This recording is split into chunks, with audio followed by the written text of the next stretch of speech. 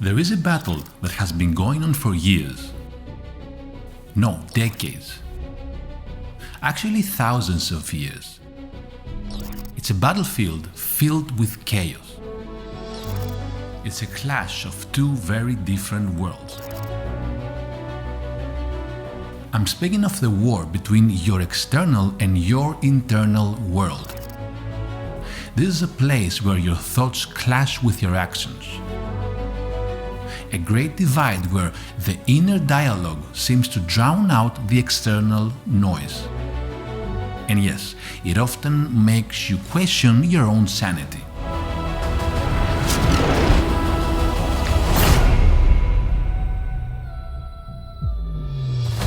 You see, each of us, both you and I, occupy two worlds. We have the outer world, which consists of people, places, things, tangible items. And then we also have our inner world. And this consists of our thoughts, our feelings, our sensations, and what some of us would call intuitions. The two worlds exist for everyone, but for some, one world outweighs the other in terms of turmoil. So how do we find that balance between the two worlds? In this video, we're going to explore what causes the struggle deep within and how to turn these troubled thoughts from an enemy into an ally. Plus, stick around to the end as I'm going to share with you some powerful techniques you can use to gain a more peaceful inner being. Be sure to like and subscribe. It lets me know that you enjoy what I'm creating, and it also helps other people find this video easier. That's part of YouTube's inner world.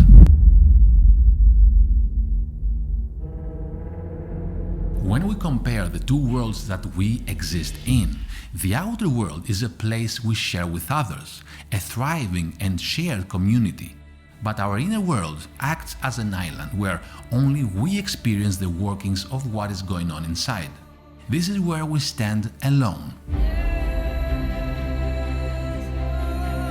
As a culture, we've learned to cope and manage what we experience on the outside, how to communicate, how to work and live with others. But how do we handle what's going on in the inside? When there's no one sharing those same feelings with us, we have to rely only on ourselves to manage those feelings. In most cases, each individual has conquered their external world, yet their internal world remains shattered. It is easier to hide what is going on in our psyche than it is to hide what is going on externally. But when we suppress those issues going on inside of us, it is only to our detriment. So when we know we must address the work to be done internally, where do we begin?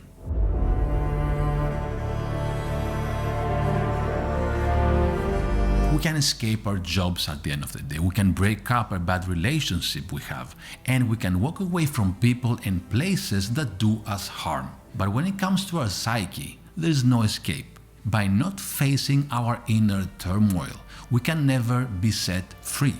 Our quality of life simply won't change. James Baldwin said it best: "Not everything that is faced can be changed, but nothing can be changed until it is faced."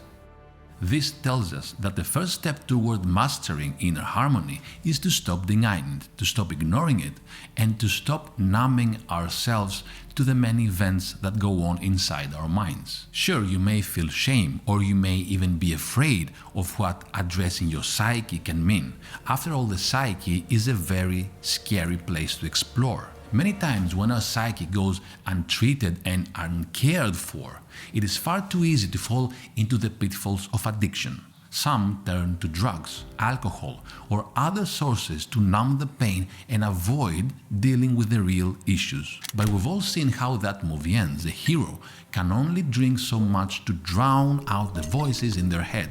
I choose to drink. You do? Yes, I do. At the height of the movie, he must get clean and face his demons, and then and only then can he be the hero he was meant to be. Yet we know it is not as simple as Hollywood shows us. The road to inner harmony is a hard one, as the longer we have denied that there is an issue, the worse it becomes. Once we do begin the process of opening up, we have to realize that yes, it's going to be scary, yes, it's going to be difficult, we're going to be frightened by what we find, but the suffering we're going to go through in the process is just temporary. And if we want to experience that inner growth and push past the demons that have haunted us, we have to endure the process no matter how maddening it becomes. Carl Jung shares what he experienced firsthand in his book. He witnessed many of his patients hesitant to get started due to fear of what they might find.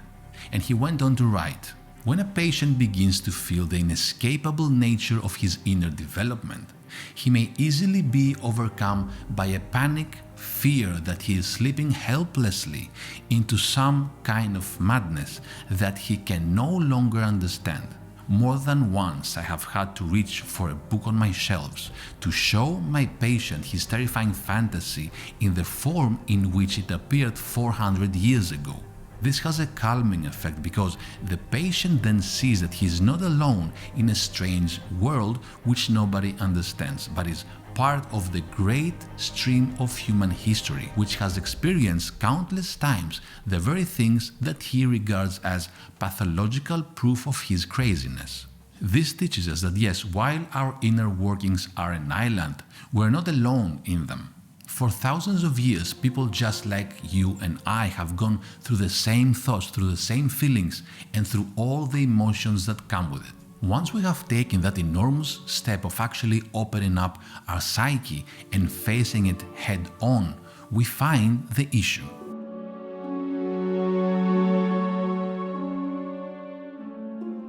For each person, the issue or issues will be different. For some, it is a crippling anxiety of self-doubt.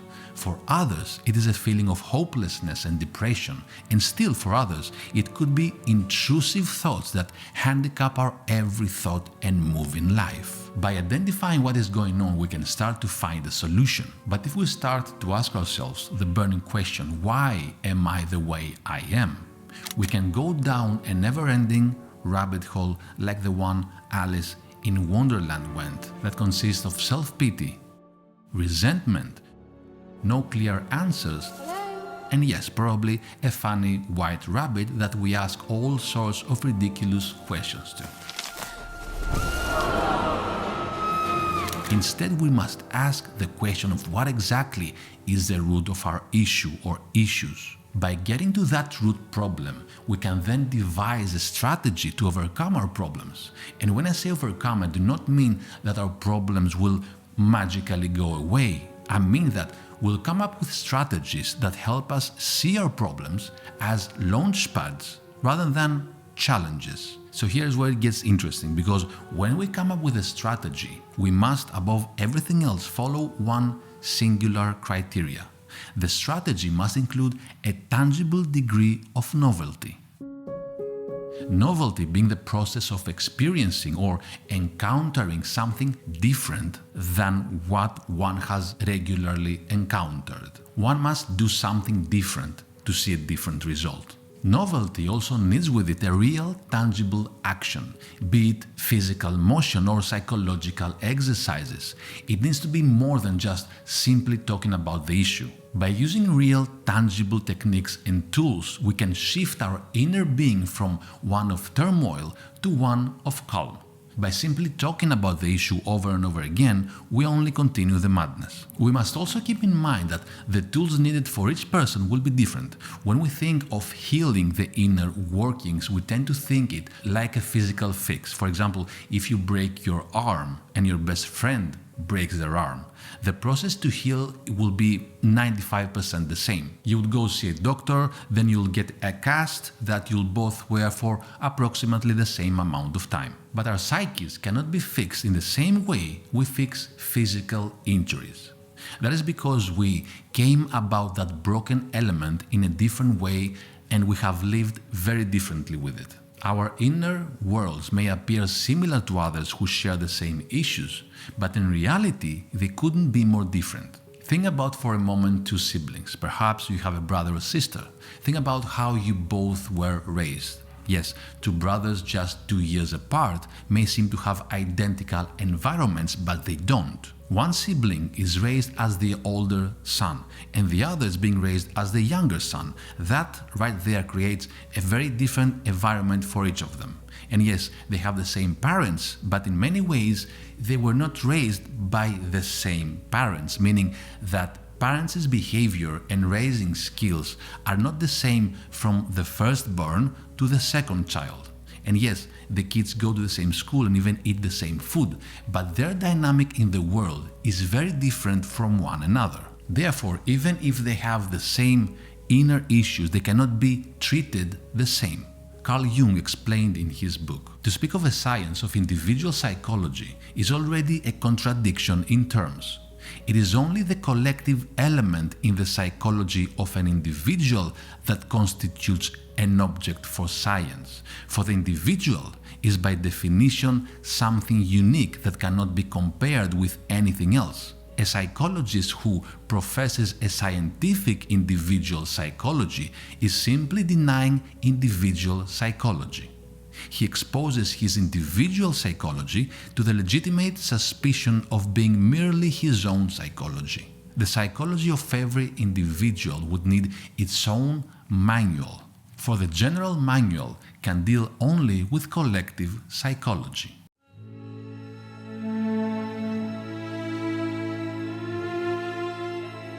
Our psyche is a battlefield many struggle with, yet there is no cure-all for each issue. Sure, we can turn to people for advice and try techniques that have been proven to help, but at the end of the day, each of our inner worlds is truly a different planet. We have to address each inner world as if it is another planet that hasn't been discovered and mapped out yet. Richard Bach said it best: if ever there were a manual written for advanced souls, it would have to end with the following words: everything in this book may be wrong. So if we really desire to reach a level of mastery over our own psyche, we should experiment with various techniques that work on all three of the main forms of human experience. So what techniques can you use to create that inner harmony? When it comes to dealing with our psyche, there are three elements to consider.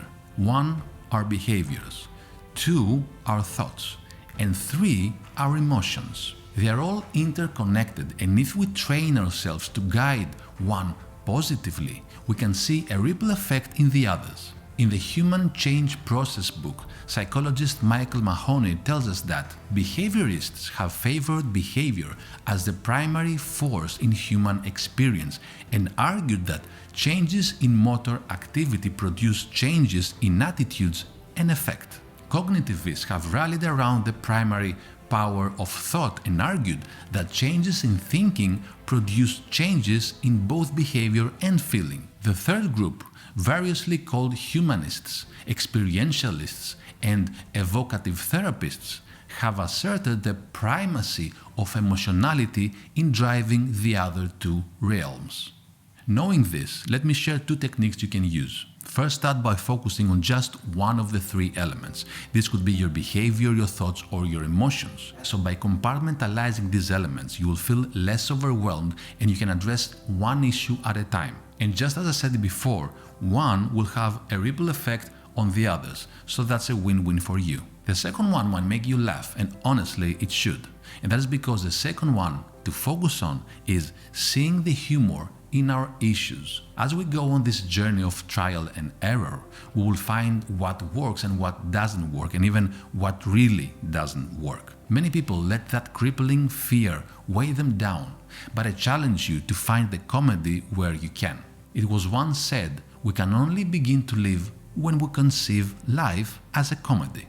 Being Greek, I can tell you that the reason why Greeks invented theater, that's tragedy and comedy basically, was to distract themselves from the unpleasant realities and civic engagement. Theater encouraged Greeks to become more moral by processing the most important issues of the day, through both tragedy and satire. So make a pause here and think of how comedy and drama help you give meaning to everyday life events. By taking this lighter approach, you can come to terms with the fact that there is a way out. You can heal your traumas and you will climb over that hill. Just know that our psyche is an ecosystem and not a one-dimensional map. And yes, you may feel like you're going crazy, but the great poet Robert Frost reminds us, if we couldn't laugh, we would all go insane. I'm Dimitris and I share with you tools and insights on how to design a well-lived life. Thanks for watching and see you in the next video.